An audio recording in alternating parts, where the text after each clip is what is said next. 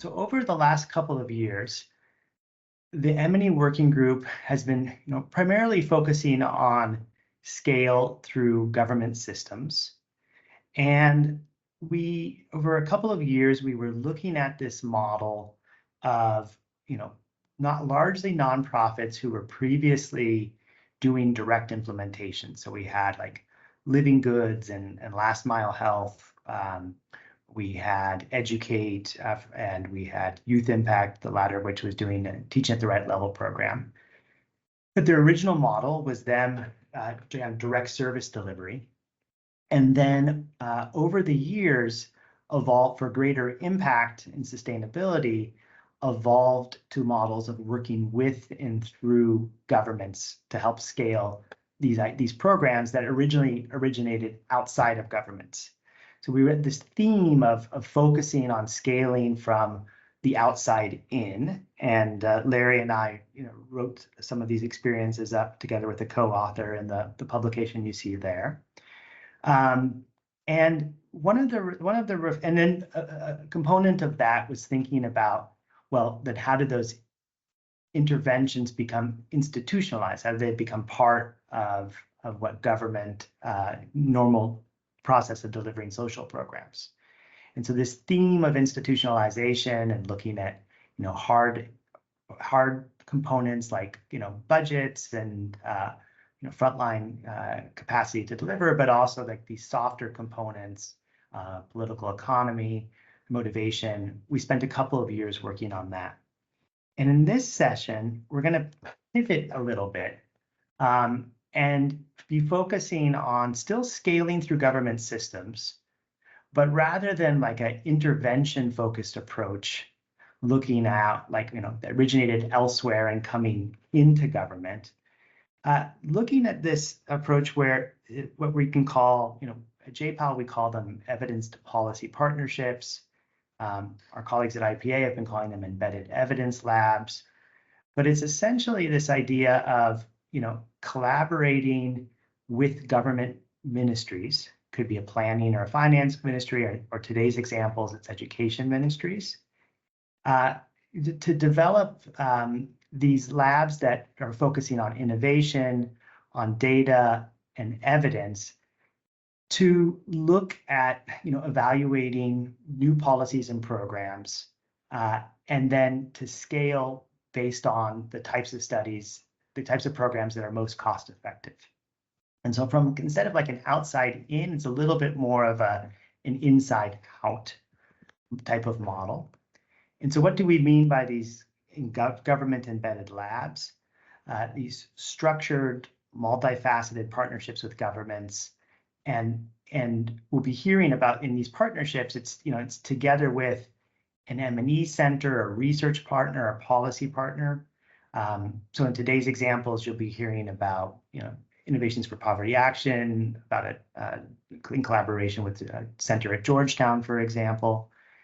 And so in contrast to the outside in model, the intermediary partners aren't the originator NGOs, but tend to be like these research and M&E and policy partners. The idea of the collaboration is to try to bring new methods, new processes into government for understanding the types of programs that have been proven to be effective in other contexts, but also to build new ways for government to evaluate and to adopt these methods and to adopt these processes. And so the conceptualization of institutionalization is not around scaling a particular program, but a way of working with data and evidence differently and linking that to scaling and having that be, and you'll see this certainly in the case of Peru, something that is, owned very much by the government. So when we look at like these different, components of these embedded evidence labs, as I said, they can look very different. And so sometimes they're at the subnational level versus the national. Sometimes it's an actual like center inside the ministry with government staff. Sometimes it's kind of, more of a partnership without, a specific office inside the government. But this idea of focusing on what are the top policy priorities, and co-creating interventions and research in M&E to evaluate them, building capacity within government to do this type of research work. And ideally, like this element of system strengthening, you'll hear this in both these cases, where government takes on this type of work independent of the partnership with the research center. And ultimately, what are we focusing on? In both these cases, you'll hear about programs which were co-created and conceptualized and then evaluated and then scaled up, given that this is a scaling community of practice, that these processes have been institutionalized within government. And seen today is like we want to learn both internally and with you about when this type of inside-out model is more likely to be effective and to work. So the two case studies that we have today, one is from Peru with the MinEdu Lab with the Ministry of Education, and one is in Rwanda with also the Ministry of Education Lab. The MinEdu Lab in Peru is one of it's been going for over a decade, and so it is a great time to look about what type of models that we're seeing and experiences from that lab that could be applied to others. And then Bethany will be touching on what other types of lab models that IPA has been looking into. We just have a stellar panel. So the two primary presenters are going to be Juan Pablo, who is the previous Vice Minister of Education in the Peruvian government, and sharing the experience from Peru. Bethany, who is the Senior Director of Policy at IPA, from sharing the experience from Rwanda. We have two discussants. So Vario Liposek, who's the Director of Measurement, Learning, and Evaluation at Co-Impact, and Aparna Krishnan, who's a Senior Advisor at JPAL. And then I'll be moderating the first part and then pass over to our co-chair, Rachna, who will moderate the second part.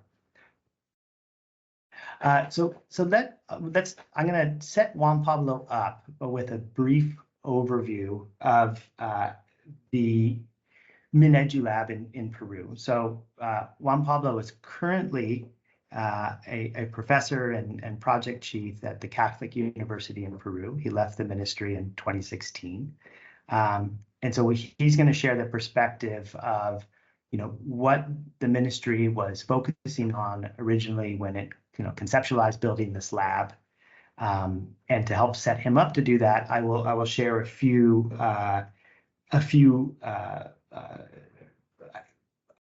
little bit of background about the lab in Peru. So it was conceptualized about 10 years ago. JPAL was a partner, IPA was a partner, the World Bank was also a partner. And it was built from the very beginning inside the Ministry of Education's Monitoring and Evaluation department. And the idea was that, looking at some of the top priorities that the ministry would set. So it could be priorities around reducing the gender gap or increasing greater parental involvement. And, having a competition of ideas that could come, from the ministry, but could also come from, the broader academic community of the types of programs that could address this challenge that the ministry wanted to use this competition to address. And so the ministry put some criteria on the types of programs they wanted to see. So first, they wanted it to be innovative. Second, they wanted the intervention itself to be relatively low cost, so not to involve very, very significant additional expenditures. Third, because of prioritizing quickness, they wanted it to be the evaluations to be able to be done with administrative data.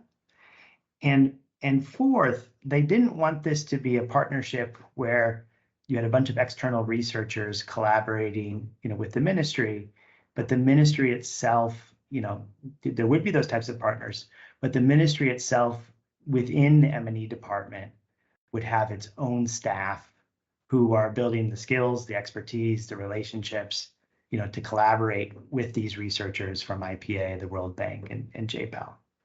And they used a competition type framework where projects would be given a deadline to apply.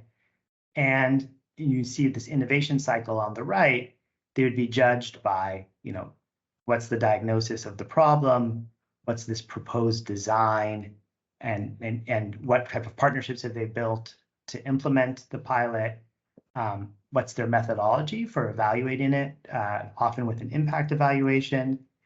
And then because it's embedded within the ministry, and because it is institutionalized in this way, there was a much stronger sense that the data could be used, and so the top officials, who were bought into this program and committed to learning from the research that was done, things that were effective were scaled up, and things that weren't, effective could incorporate into learnings and find a way to be used that way. And so I think this was successful in different ways. And one way is that yes, there were lots of projects that came out of this. So 13 new innovations were tested through impact evaluations. But I think ultimately when we're looking at the success of this lab, you've had some of these ideas that have then gone on to be scaled up. And so, for example, one of the programs was looking at an information campaign on the returns to education. So this belief that students and families might underestimate the monetary and non-monetary returns to completing secondary and tertiary school. This was an idea that had been tested in Dominican Republic. In Peru, they conceptualized it, implemented it, tested it, and found that it led to gains in learning and also gains into reducing dropouts. And then as part of this, the government scaled it up to 2,000 secondary schools in Peru, reaching nearly 600,000 students. So that it proved that you could use this innovation cycle to identify successful programs and scale them up. But I think a bigger success of this is over the years, IPA and JPAL and the World Bank have had less to do with playing such a strong role as we did in the beginning of anchoring this partnership, and it's really become this competition model, this way of thinking, this way of working. The capabilities have been built into the Peruvian government, which really leads this program, over the last several years. So I want to stop there. I've kind of set it up for Juan Pablo, and as I said, he was the Vice Minister of Education at the time, 2014 to 2016. He was also the Vice Minister of Policies and Social Evaluation at the Ministry of Development and Social Inclusion. He is currently a Chief Project Director at the Technology Institute of the Catholic University in Peru. And so Juan Pablo, I want to turn this to you, and I'll stop sharing the screen here just to provide your sense of, how did this get started? What did you learn from this type of inside out model, and really like building these bridge collaborations between ministry staff and, external policymakers and researchers to identify new innovations and seek to scale them up. So I will stop sharing and pass it over to you. Thank you very much, John, and thanks for the opportunity to share with you some of part of my experience. I hope my English allows you to understand what I want to say. Please, if something's not clear, join and help me, please, to get the idea better. Okay, feel free to do that. Can you share the slide when you present the topics? There are like 4 ideas. Yeah, this in terms of the previous one. Yeah, let me do that. Yeah, can you, let me try to control. You, one more. One more, this one right here. Yeah, the previous one. This one. Leave that slide. Help me to share some of my views about the like at the first steps of the design and implementation of the Minedu Lab. I wanted to start with the importance of the context when we in Peru, from the Ministry of Education, start to create this innovation lab. We need to take into account that in that around 2010 and 2014, when the Minedu Lab started, in Peru, we have the Ministry of Finance start the reform of results-based budgeting, which is not other thing that try to include the monitoring and evaluation within the system of the budget allocation decisions, right? Then it's like I want you to imagine the public sector taking into account things and tools related to evaluation and monitoring that will play a role in something that everybody needs to do, which is discuss budget allocation and how much budget they can get from the Ministry of Finance. Then my point is the people start to talk in the public sector about these tools. Second, in 2012, within the Ministry of Social Inclusion, we tried to, it was the first effort to try to link RCTs to the evaluation of the program and some kind of decisions related to how to design policies and programs. But we learned many things from that, and one of them is we need to be more close to the regular decisions that we made within the public sector, because in the Ministry of Social Inclusion, this effort, Comisión Kipu, was a little bit external to the bureaucracy, the day-to-day work within the ministry. And we think that we need to get more close to that day-to-day work within the ministry. Then this is part of this context that we have within the public sectors and the discussions among the public servants. And another thing that is not minor is in the cabinet, there were 4 ministers that were former researchers that worked in the academic sector and are familiar with the importance of evidence evaluations and the way that they can help their decisions. I think if we don't have this context, on that time will be very difficult to start Minedu Lab. Yeah, and I think we need to take that into account. This is one part that I want to share with you. The context is critical. And one lesson that I learned from that time is the role of the Ministry of Finance was critical in trying to accept this new way of design policies, accept new programs, accept changes. Yeah, that's critical. That's critical. Second, that I want to share with you is about the cost. John mentioned about how we start using administrative data in order to reduce the cost in preparing the evaluations and try to connect with the decision making.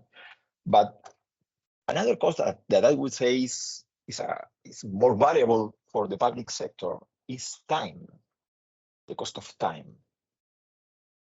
And one thing that we struggle and have problems at the beginning is how to make time or the public servant that needs to make changes in the way they work, they design and make decisions in their programs, and make time to the innovation, yeah, and do new things. And I would say that this resource, time, was the most expensive within the public sector and the more challenging in order to get involved the people that need to make decisions. And in order to make that space and use their time, the time of the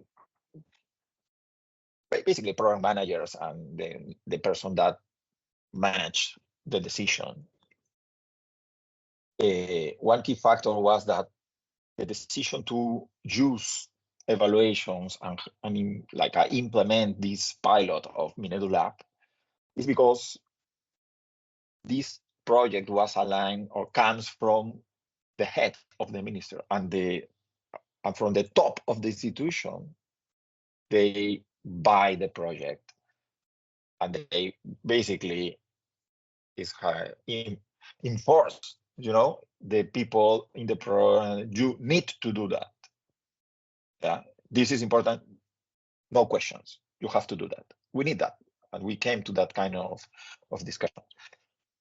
And this is something that I think is crucial when you start to innovate and try to connect with the people that make decisions within the public sector, because the way we prioritize the use of time is very different between if you're making an evaluation and if you are managing an infrastructure program.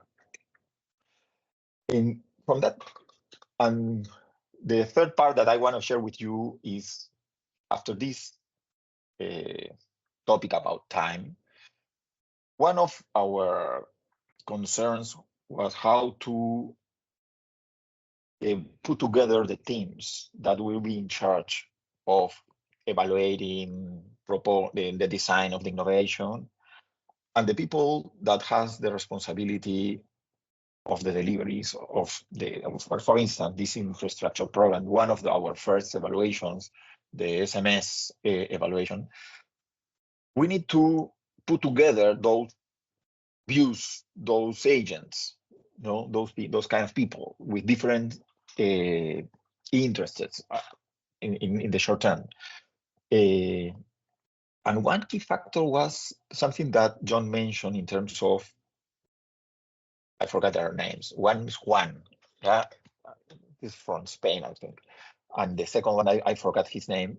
Two persons from one of JPAL and one from IPA work within the Ministry of Education with our team. They have a space in our office.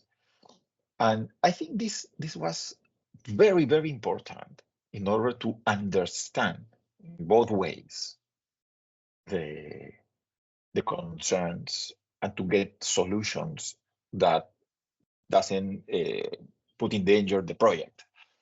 Because in theory, we can understand the urgency in the public sectors, or in the other way, the needs in terms of the resource that you need to have a good evaluation.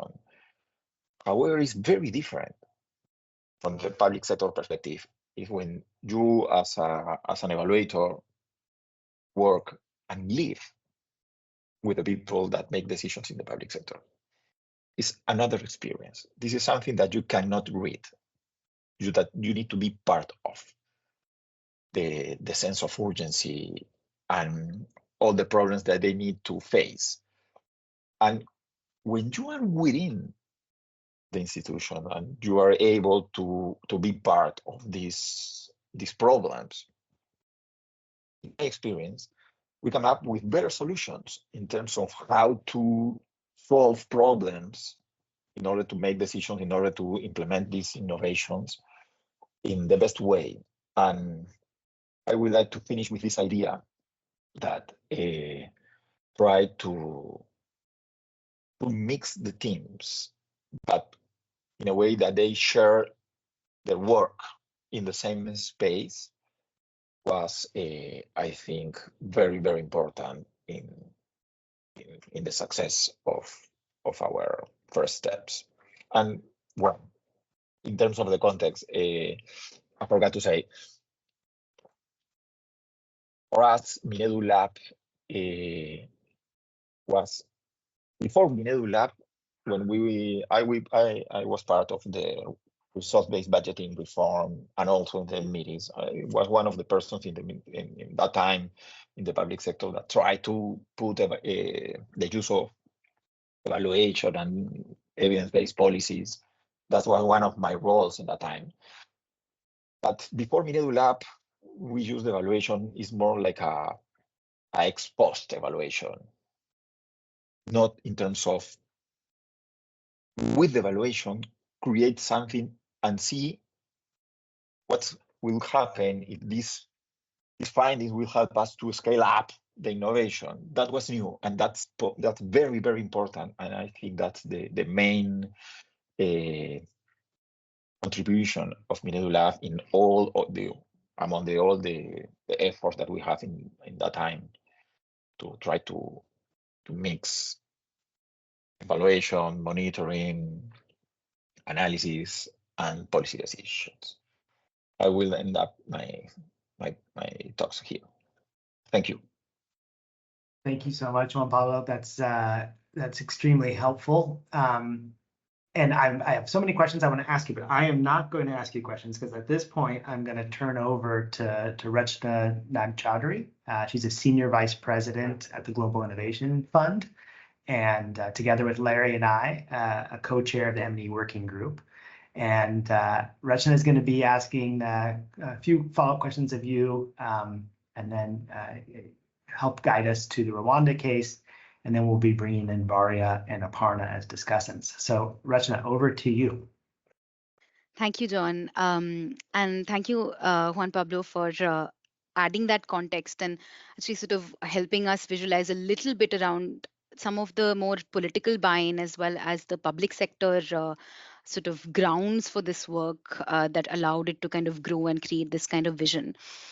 But I wanted to kind of ask you at a more implementation and technical level as well, what were some of the more necessary and essential pieces to see this kind of vision through a little bit and to push for the success of this work? Because as you said, there's a lot of different pieces that need to align, including incentives of the different staff, as well as incentives of external academics and researchers who are partnering. So if you can like reflect a little bit on some of these kind of key pieces that need to come together for seeing this vision through a little bit, and as it seems like some of the groundwork led to it to actually still have its legs 10 years after, and it's still continuing. So curious to a little bit hear more about that from you.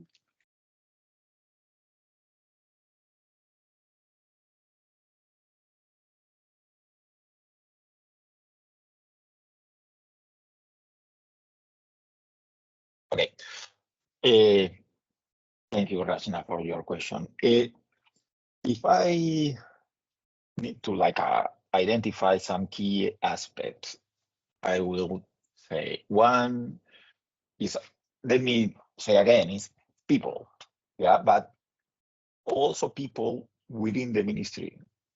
They are not JPAL, EPA, and the researchers play an important role, but you need a strong counterpart, and we have it, fortunately.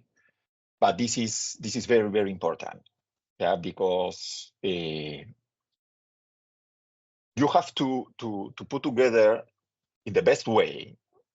When I say best way, I mean I'm thinking in doing things right in terms of how to manage the public sector, how to manage an evaluation.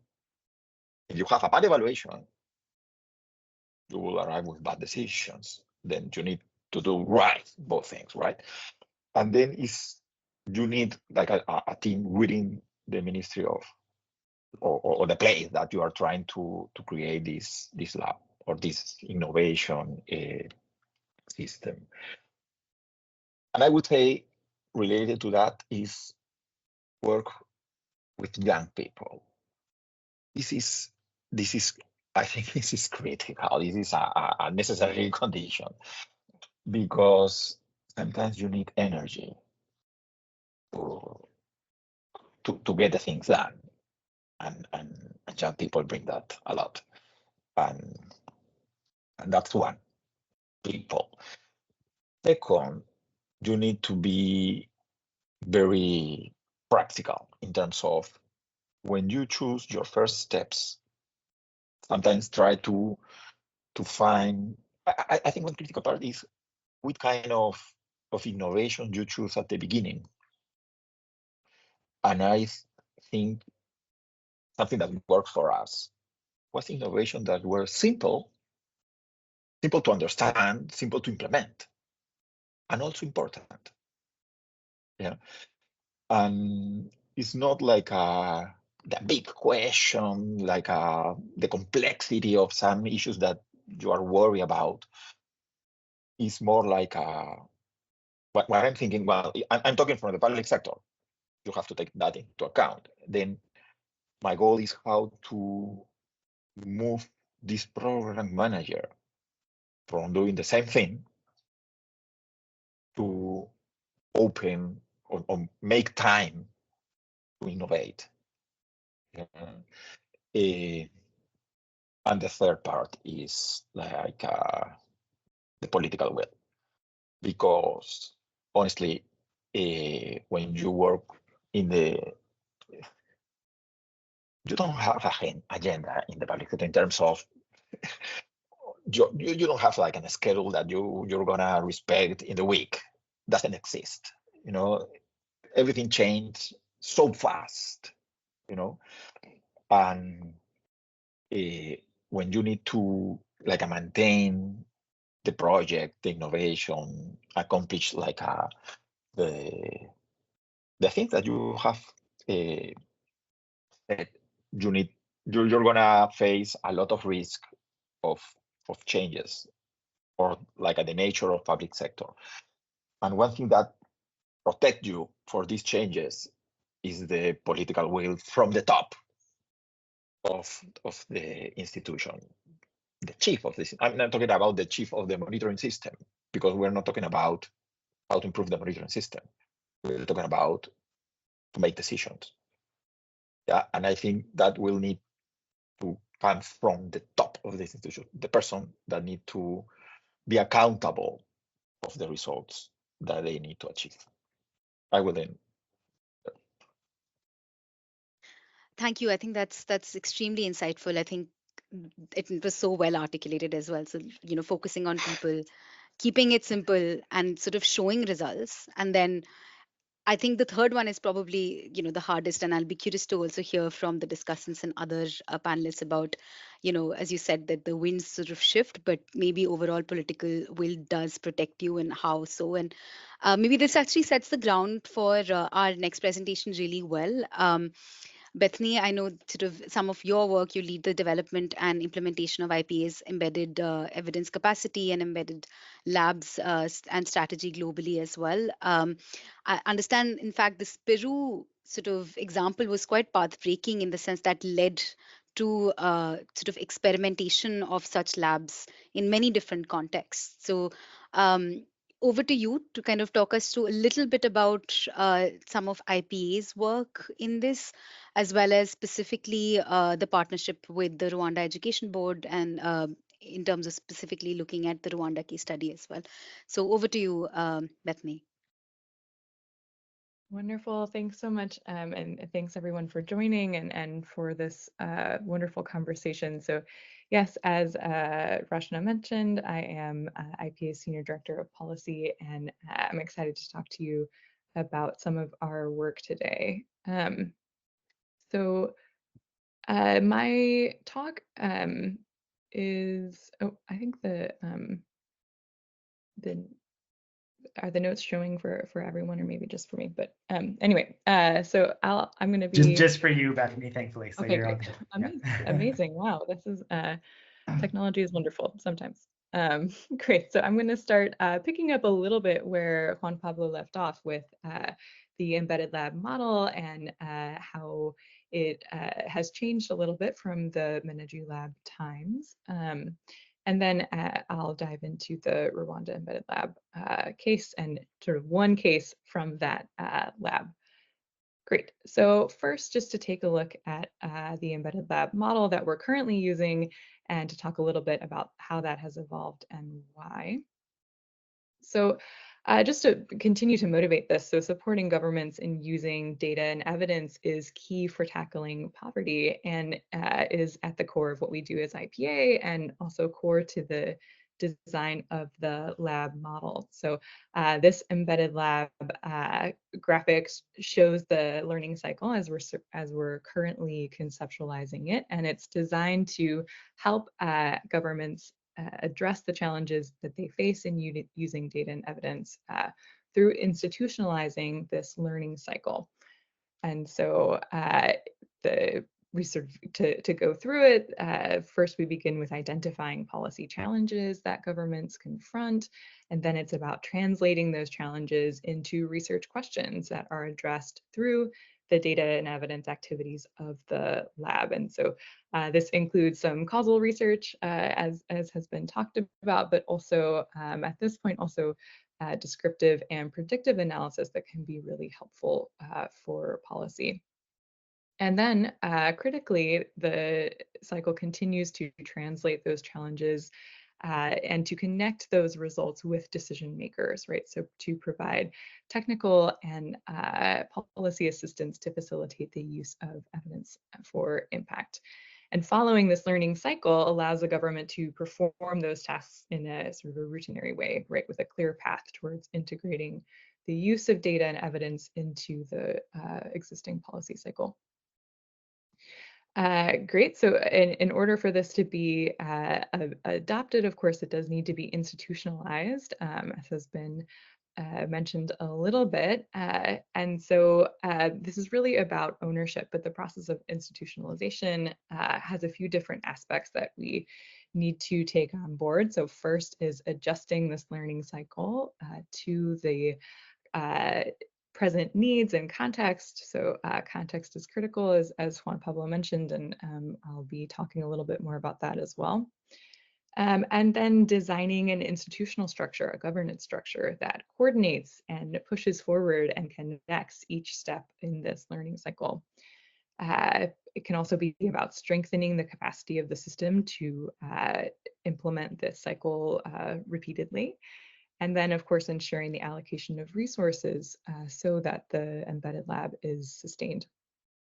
And so that's the learning cycle that we are working to embed with 16 different governments around the world. This is just a quick view of our portfolio, but I would encourage you to note the expansion and diffusion of labs within Peru, right? So, which is really exciting to see. Okay, so has that learning cycle stayed the same as we've expanded and gone to all these different places and different sectors and contexts?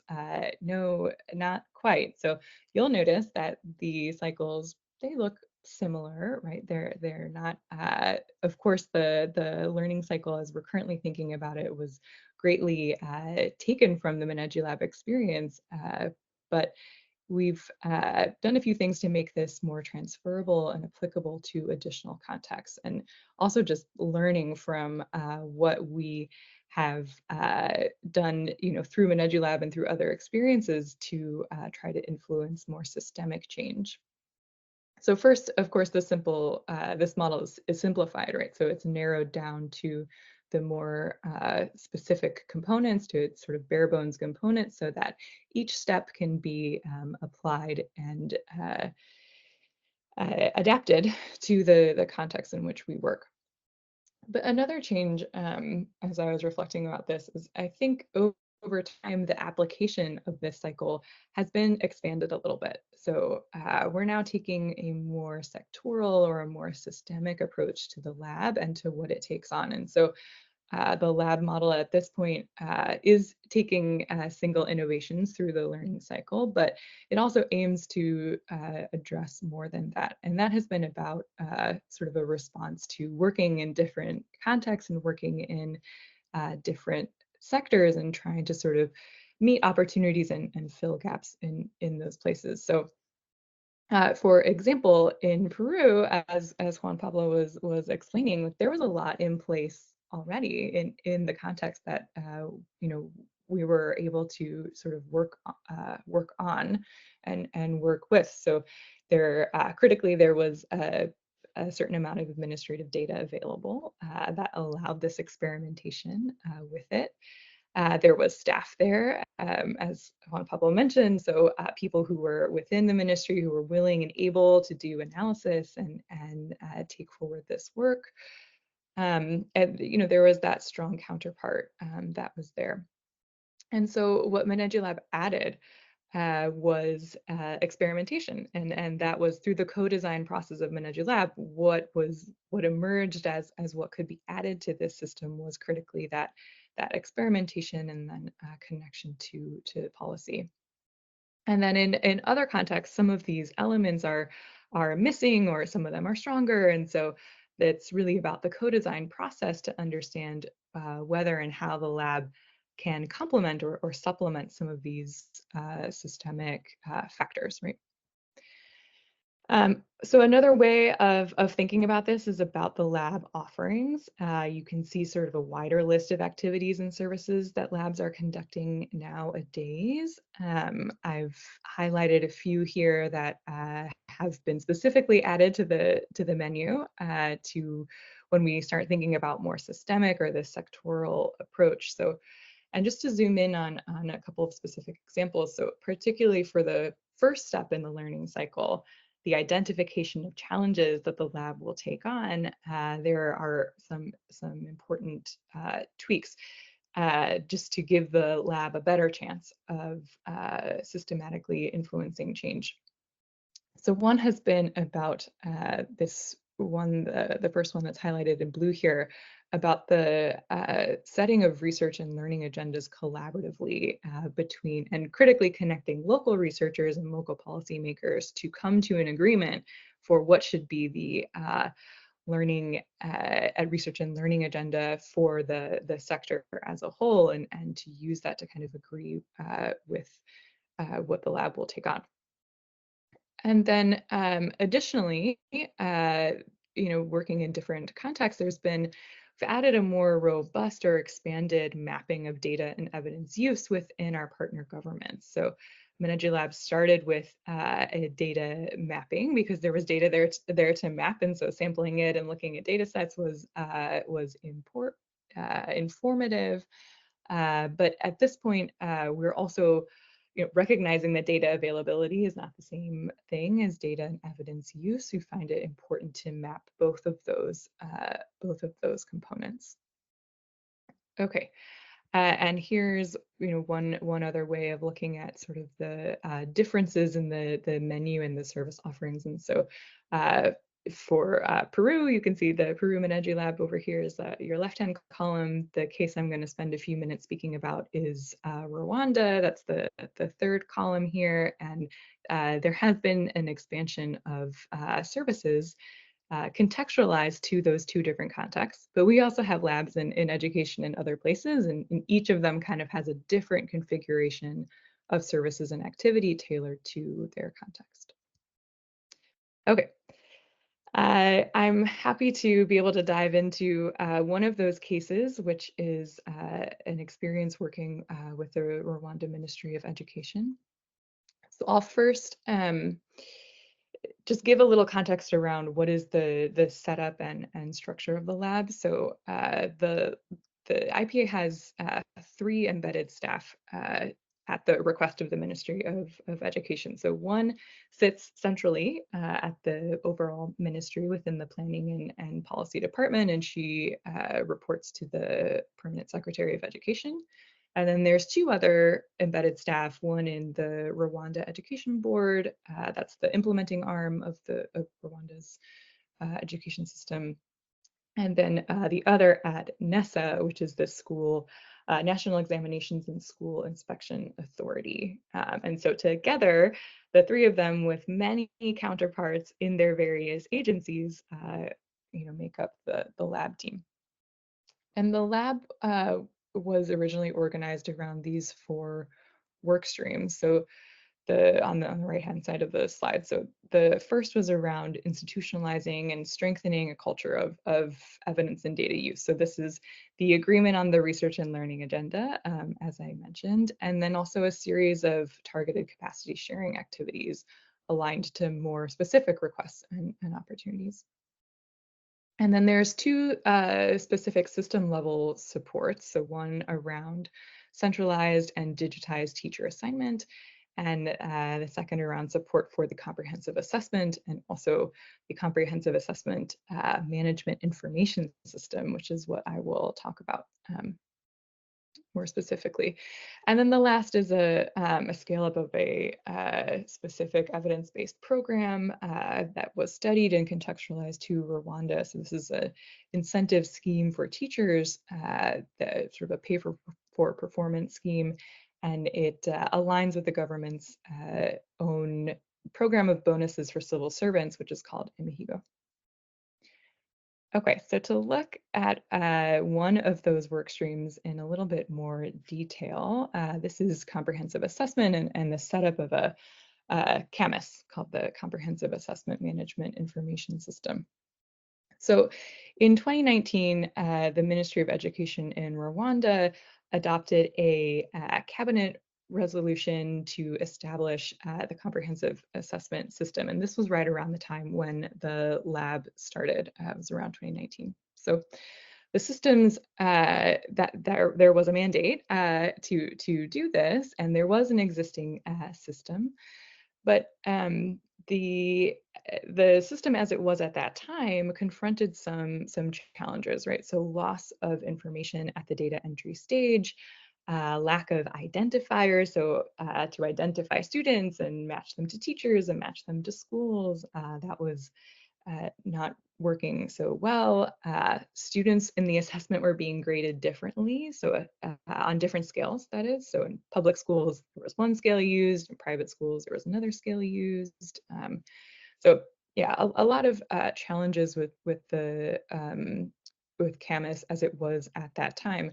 And over the next 4 years and continuing till today, there's been a process of piloting changes and improvements to the system, and then making adjustments, testing it again, and so on and so forth. And some of the work has been around, piloting system improvements to just logistics, but also focusing on data quality, testing a few different ways for teachers to be trained on how to use CAMIS, because this was a step for people to learn how to use, and so on and so forth. And then there was also like some system development work, right? So working with software developers to troubleshoot the system, and also to establish a help desk. So for people who needed to use CAMIS or wanted to input information, that they have a place where they can call and get support.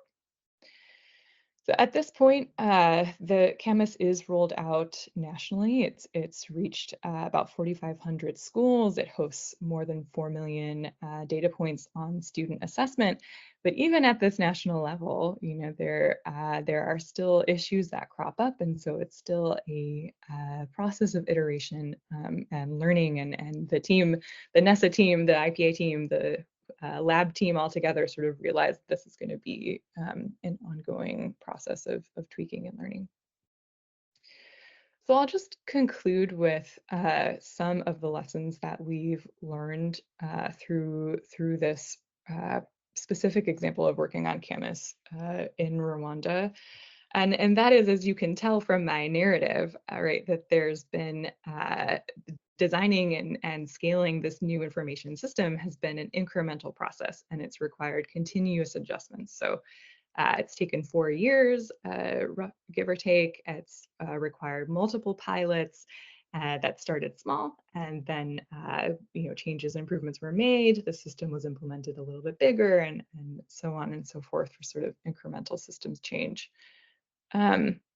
And so to achieve that long-term and iterative collaboration and to deliver feasible recommendations or for improvements, it really was, this embedded structure really was required. And so it required combining sort of staff who had technical and data management, statistical skills with government counterparts' knowledge of government processes, how policy is made, incentives, all of these sort of political factors, right, that Juan Pablo has already brought to the fore. And so working through the embedded lab approach, the teams really complemented and learned from each other to advance the installment of CAMIS.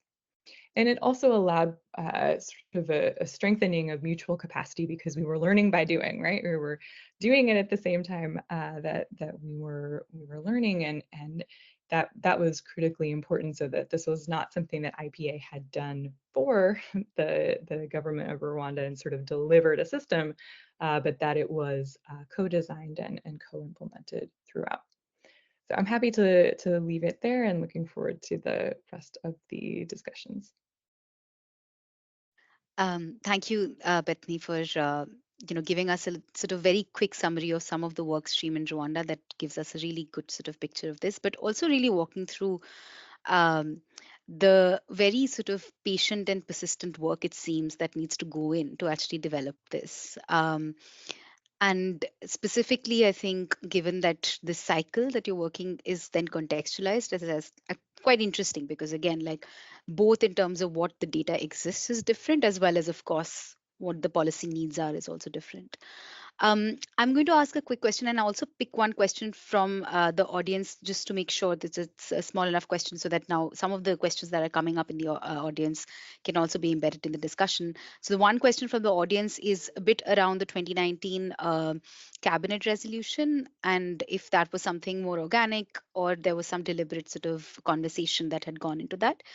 And one quick other question from my side is that given that this work is quite long term, right, and it requires this kind of patience, and it's clearly not sort of linear, right, like there's a lot of different moving parts to this, how do you really think about measuring success? Because there are definitely some sort of small wins that might come along, but there's also more sort of long term um, policy influence that you're also looking at, which is a bit more around like institutionalizing this, and that might take much longer. So curious to kind of know how you are thinking about success metrics for this kind of model as well. So yeah, over to you, Bethany. Yeah, thanks so much for those questions. So I am not familiar with much of the policy dialogue that happened as background to that cabinet resolution. Policy in this context is often like pretty top down, and so it may very well have sort of been delivered as as a result of some dialogue, or perhaps just there was a decision that was taken. One thing that I think now that we have CAMIS, there is a return to that, and sort of a questioning of, okay, why did we want this, right? We have this learning assessment data. There's been a dialogue within the community for a while that like we need to know our kids learning, our students learning. Now that we have that, what shall we do with it, right? And what are the types of decisions that need to be informed with this data? And then yeah, it's a great question on measuring success. We spent a long time thinking about this at IPA and with our partners. So I'll talk about it. You mentioned sort of the shorter run and the longer run, and so in the shorter, I'll talk about both of those timeframes. So in the shorter run, each of our labs has a MEL plan, and we have a framework for that at the global level that we again adapt to each of the labs. So this the MEL plan and the metrics are based on the lab's theory of change. and the metrics are designed to understand, are we meeting that theory of change, as we go along? So just to give one concrete example, one of the outputs that we want to understand early in the theory of change is the degree to which the lab is being co-designed. So for each lab, for that output, we're asking several questions just to understand that, right? And some of them are about which exercises have been conducted. Others are about, how were they conducted together with the government, or were they driven by IPA? Were the recommendations from those exercises and assessments incorporated back into the lab's plan or back into the government's plan? Is there a document for lab design? Is there a document for lab institutionalization strategy? And so we're sort of checking this as we go along. And I'm saying those like they're binary, like did this happen, did it not? But of course, it's really important to understand how they happened and to have a narrative around,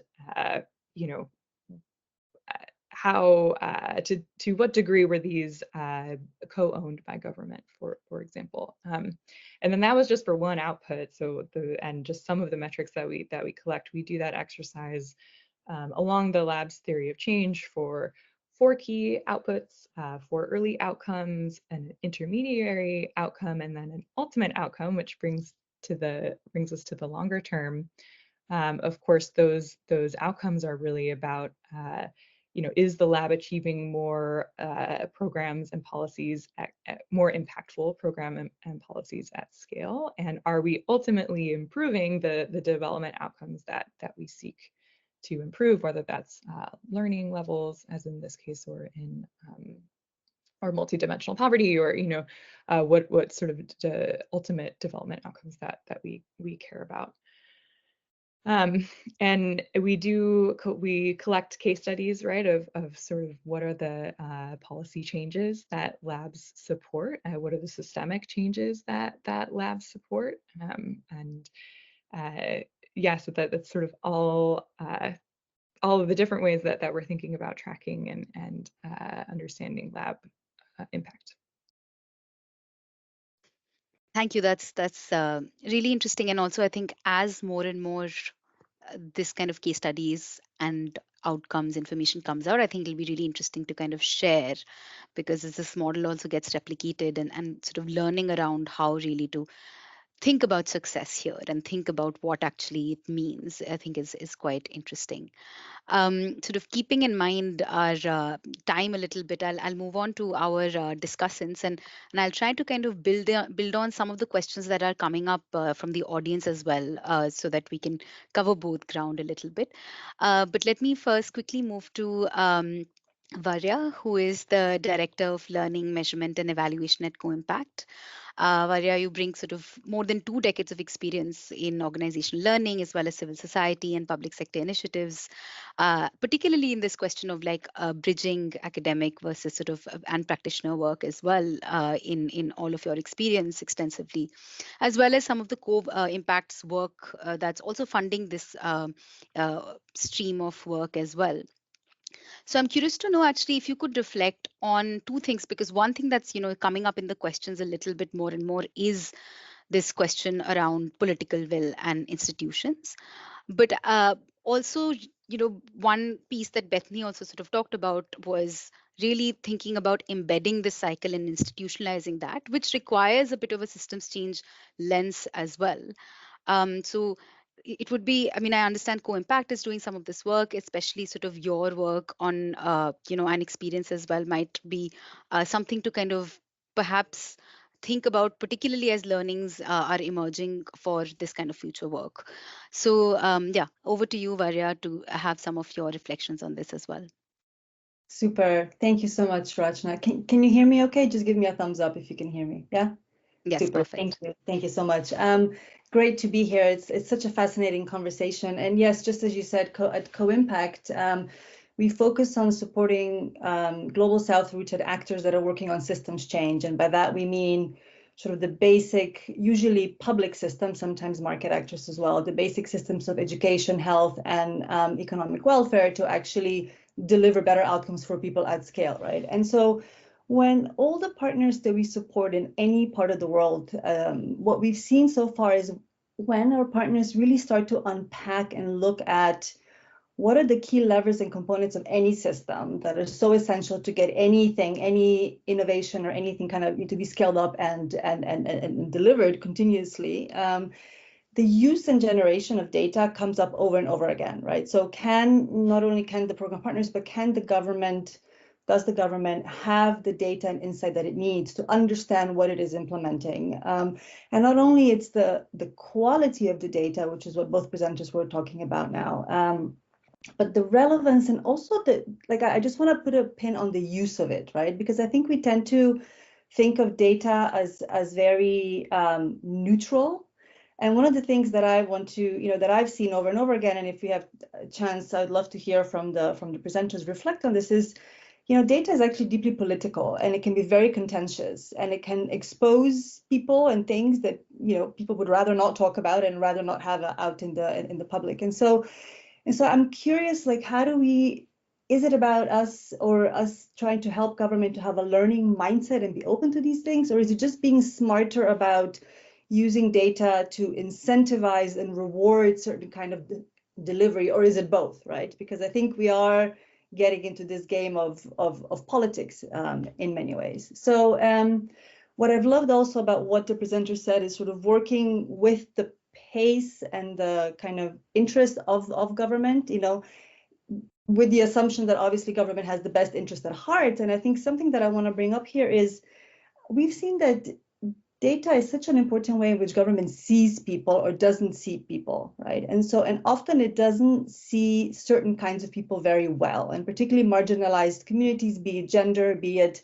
some other, characteristics. And so when there's this drive to really focus on achieving most cost-effective results, this sense about who's being left out, I think, is really important. And I think data and good data structure can lend such an important insight on that. And so if there's a chance, I would love to kind of hear whether the experiences that have been shared have struggled with this and how they have addressed it. I have two more quick points that I'd love to make, more as in kind of questions perhaps for the presenters and for the group as well.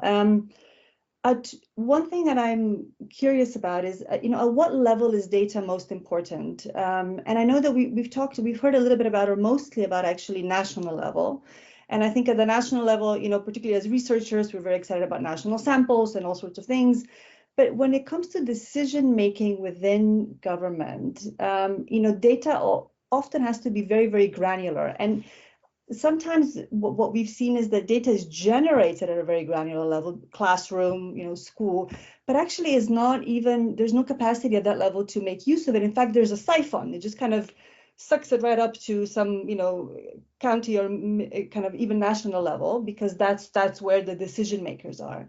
But actually empowering people at different levels of the system to have access to data that is relevant to their decision making. I'm thinking of teaching at the right level, for example, as just one of these things that actually has capitalized on that, right? And kind of being able to connect the different levels with data. And then finally, I love this idea of, kind of embedding innovations within government. There's something so nice, and I love, Juan Pablo, about working with young people and energy and all of that. I mean, I think that's fabulous. I do wonder, if I can, about whether it runs the risk of kind of being a tinkering lab, right? So there's a nudge here, there's a nudge there, and these nudges can be statistically significant, great, we can write papers about it, but is it actually helping us to get at some of the very deep-seated root causes of why a certain system isn't functioning, right? So it's like deep-rooted, whether it's inequalities or just, lack of certain kind of key, whether resources or people or mindsets. And so I just want to put that in there as we get excited about labs. It's like, do they play this one role, and is that their main component? Or just as Johannes was saying, I think, and we were getting towards at the end of this, is like, what else can these labs do? Do they sustain? Do they look at implementation beyond just sort of this innovation point, right? And just to close here, when do we get out? We as the international community actors to sort of help to set this up. Like, what does good look like, and when do we get out, and does this work sustain, right? So anyway, thank you so much for allowing me to just place lots of questions, but this is such a great conversation, and I'm really excited to be here. Thank you. Thank you, Varya, and I think you've opened up very interesting questions for our presenters, as well as I think actually Aparna. I'm curious to know some of your take on some of the questions that Varya has also brought up, because you have worked quite extensively in India in setting up some of these flagship sort of institutional partnerships particularly with the government of Tamil Nadu, which has been ongoing for many years now. And I know that these are some of the questions that you think about every day. So I will actually ask you one question from the audience as well, which has come up, which is around the piece around context, just because I'm aware that JPAL is doing some of this contextual analysis more systematically while thinking about institutional partnerships as well. So I think that's one thing that would be useful to hear from you. And the second is a bit of a related question to Varya, what you were asking, which is, what does scaling really look like? So is it replication of these models sort of definitely, or is there something else when it comes to scaling and replication of this model? But also, how can this model then scale up evidence and data informed policy making as well once institutionalized? So I think really question about scale up and what comes next is something that I wanted to ask you, Aparna. Thank you, Rachna. It's really fascinating discussion. In fact, I'm sorry that I have to speak, and I would have loved listening to everybody a little bit more. But you're right. I mean, this, it raises exactly some of these questions we've been thinking about. And in India, we've been involved through JPAL South Asia to do different kinds of lab models, a bit of what Bethany was saying, because the country is so large and we work at the subnational level a fair bit as well. There's a lot of variation in terms of resources across the states and ministries that we work with. And so in some cases, we have a lab model where we're working on one topic, one sector, and we have many different kinds of innovations and experiments. And in other cases are the state partnerships that you alluded to, Rachna, where the goal is really integrating evidence use in decision making, a bit like what the Peru model was trying to get at in education. We've tried to do that across different sectors. I think one of the points that does come up a lot is context, and I'm glad the question also came up from the audience. You heard a lot of things common between the setup of the labs and what conditions are really important, the people, the space, the political mandate, and that holds in a lot of what we have seen in India as well.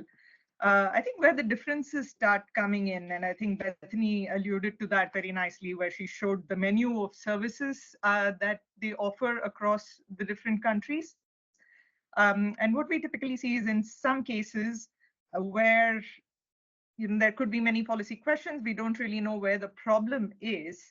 You have to start at the systems level, start at looking at data, start at looking at what do we already know, but that alone is not enough. You also have to look at the question or the policy challenge you're trying to address. So while setting up of the CAMIS data system, that is iterative, it takes a long time, there was also this question of saying, how do we use this data for teacher performance, not just understanding where children are doing well or not.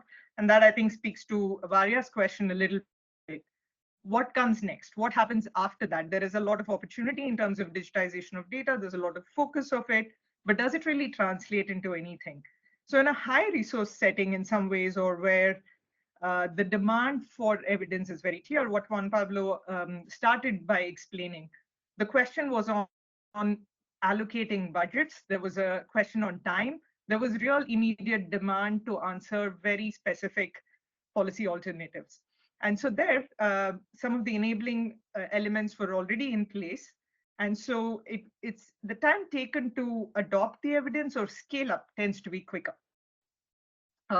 in the run up. But the scale up itself, I think what we've seen in India as well is that once the conditions are there, then governments are very good at running things at scale very quickly. Right? So while the Rwanda case could take a bit longer, and we're seeing the same thing as well, is not only does it take time to set it up, you also have to start early. So if you have to bring about a completely new change in pedagogy or a new program for the marginalized, it requires 2 to 3 years to even set it up, put it into budgets, get the right buy-in, think about implementation, who are all the partners that need to be brought in if the state capacity is limited, or align internally within governments, especially if multiple ministries are involved. All of that takes time.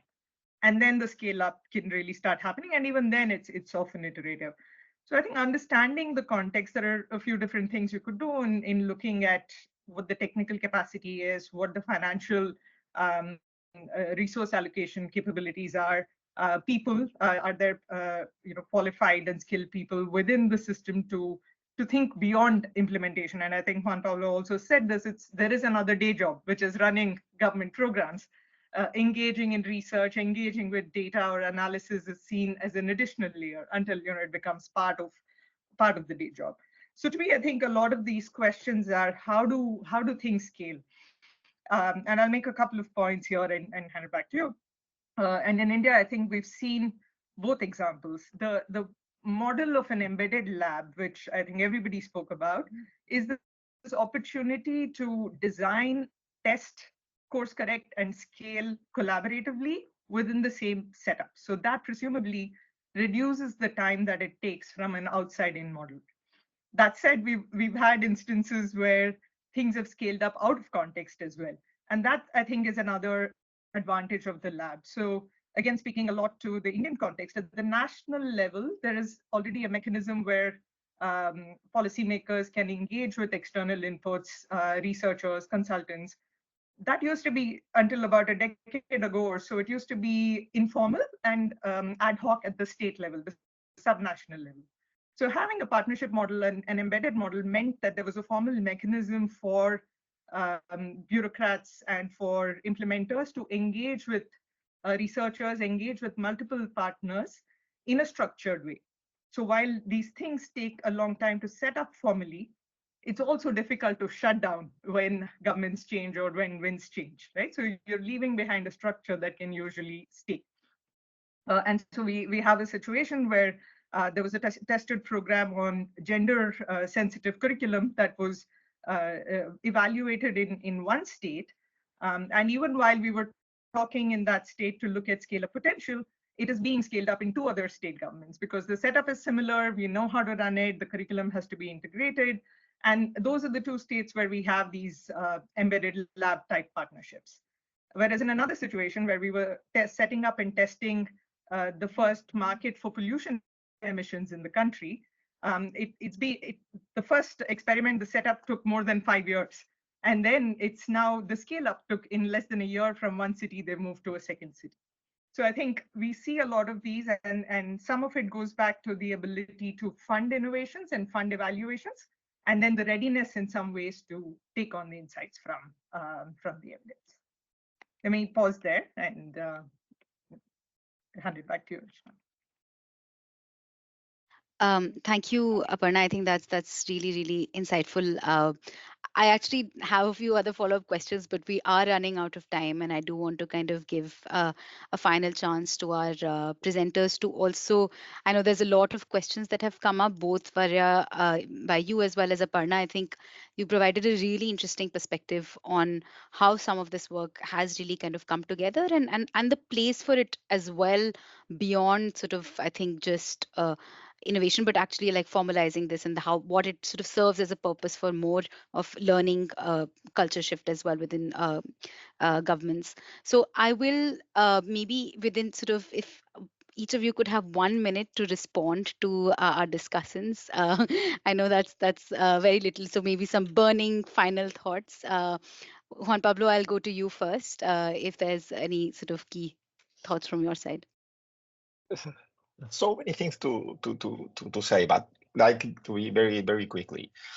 One thing that is very important that Barja present is about the inside work and in the innovation part. When you are in the public sector, you need to have tools that stay within the institution. because otherwise the people will not share the information, will not want to open things. This is critical. Yeah, you need to have this space to discuss within the institution.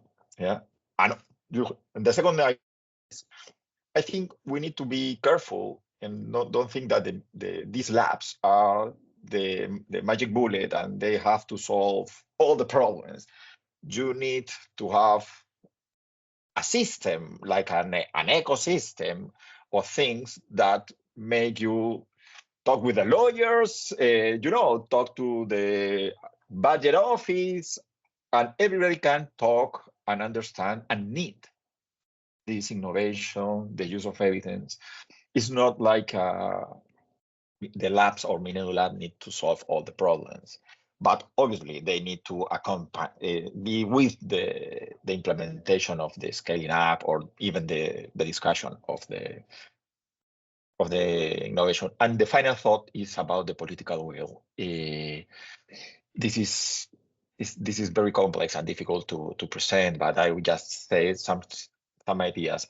It's great that there are some tools and something like help us to work with the political will, but I think this is more like art. It's not everything. It's not the same all the time, but you need to get involved the people from the top and be part of the design. They need to not just listen, have a meeting, listen to PowerPoint, and next. No, they need to be part of it, and you need to get the strength of the institution in order to bring the lawyer to understand this and do the things and be part of it and try to make this the whole institution working together related to the use of evidence and discuss the innovations. And thank you very much. That's it. Excellent. Yeah. Thank you. Thank you so much for those thoughts. Bethany, over to you quickly. Yeah, just really quick, thank you for this discussion. And to pick up on the question of, is data political and how does that arise? I totally agree. It arises all of the time. And I think maybe one parting thought is just that we've seen taking a participatory approach, with policymakers, with governments, with a lot of different actors can help enable the system to kind of take on those political questions in a way that maybe IPA as a technical partner can't really do. There's one example that with a government I will not name, where we finished one of our data mapping exercises and evidence use assessments. IPA came up with our recommendations, and then our government partner went away and came up with their own, sort of digested and came up with their own recommendations. And you could really see the richness of that perspective coming through. They were willing to call out political pressures that they faced, for example, to produce favorable statistical reports, whereas that's not something IPA as an external partner is not going to call that out, right? Because it's incredibly political and sensitive. But yeah, thank you so much for this discussion. I hope we can continue it. Excellent. Thank you so much for this extremely, I think, thoughtful and energizing discussion. We got a lot of audience questions as well, and I apologize we couldn't go through all of them. Again, apologies for starting late today, but thank you so much to the presenters as well as the discussants for such a rich discussion. I think this is really the beginning. We are hoping that this is going to be the space where we'll continue to go a little bit more deep into this question of what does sort of outside in and actually looking at innovating within systems and governments really looks like. So if you're really interested in this topic and participating in such discussions, please look out for this space. We're hoping to have more webinars on similar topics this year as well. So thank you so much for your time.